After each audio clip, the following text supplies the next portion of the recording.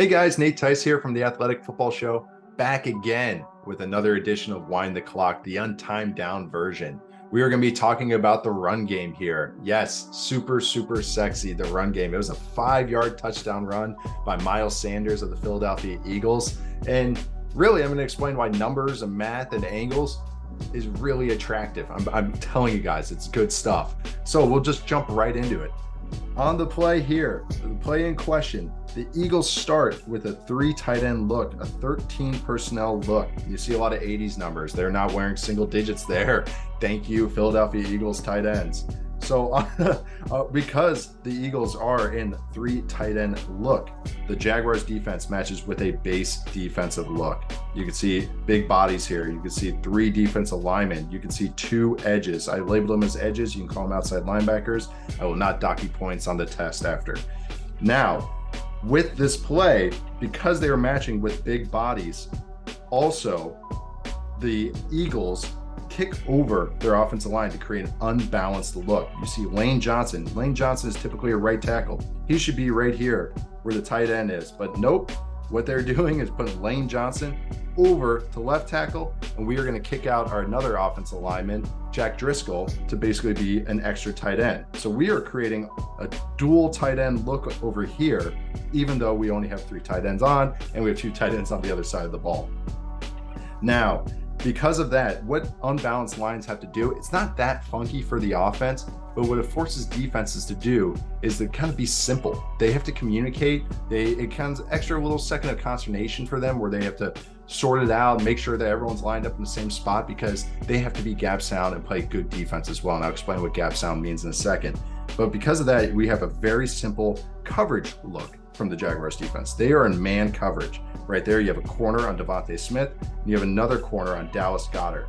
That corner on Dallas Goedert matters because he is the most primary receiving threat of these 3 tight ends. The Jaguars determined, okay, we have to worry about Devontae Smith, so obviously we're going to match him with a corner, but Dallas Goedert, pretty damn good receiver, so we're going to match him with a corner as well.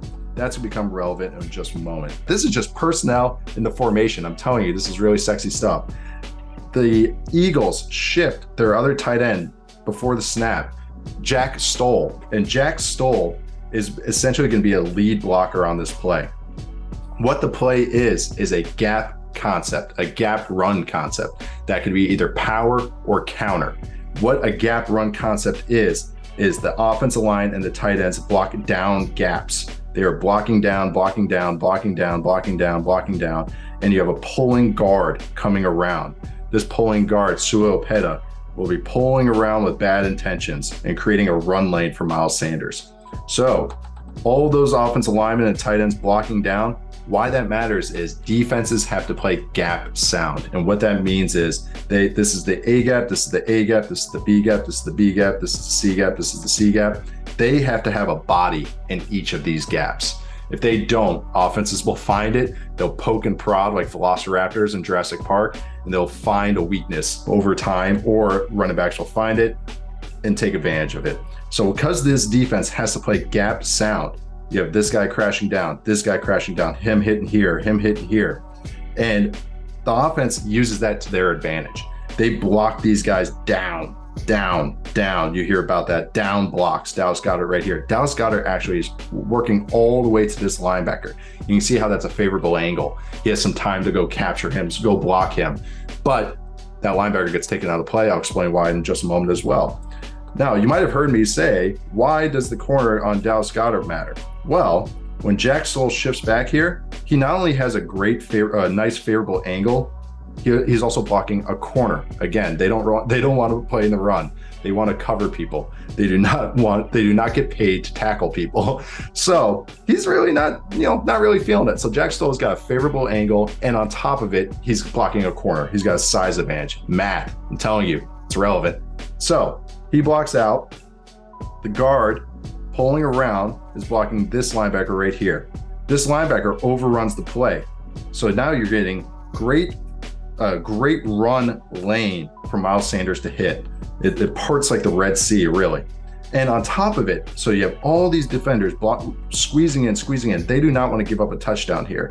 Corner walk himself out of the play. Linebacker overrunning. You started seeing that little lane that's going to get hit here. So you have all these big bodies on the left side here, and a pulling guard, and a tight end kicking over there. That's a lot of strength going to the field here for them to hit on this gap run play. On top of it, this is where running quarterbacks can change the math, especially down here in the red zone where everything's really tight. Everybody has to play fast. The defense, the Jaguars here are hitting these gaps so hard. They're trying to play really, really fast here. They want to hit them before they get hit. But this is where Jalen Hurts comes into play. The threat of the run can matter just as much as him actually keeping the ball. Remember when I said Dallas Goedert is working to this linebacker over here? Well, that linebacker is more worried about Jalen Hurts. Jalen Hurts, after he hands the ball off, he does a great job carrying out the fake. This linebacker gets taken out of the play. He just runs out of it. On top of it, Grant Calcaretta here, this other tight end, number 81, he runs a flat route. So this could have been a package play where Jalen Hurts keeps the ball and he could read something if you didn't see that flow, if the whole thing bills over. Or it just could have been a fake threat that the Eagles have in there, just a little window dressing to attack the defense. And it works great because this safety gets taken out of the play because he thinks that's a flat route. I'm not going to get scored on. Jalen Hurts runs out of the play. Linebacker gets taken out of the play. So this basically taking 3 players out of the play. That's all the backside defenders that can really muck up the front side of this play. Well, they don't muck it up just because of the threat of Jalen Hurts. That's what changing the math does with the quarterback's legs. So again, you have all these big bodies over here. You got a pulling guard over here. You got a tight end acting like a fullback, kicking out of the corner. You got Miles Sanders running hard, hitting it up inside.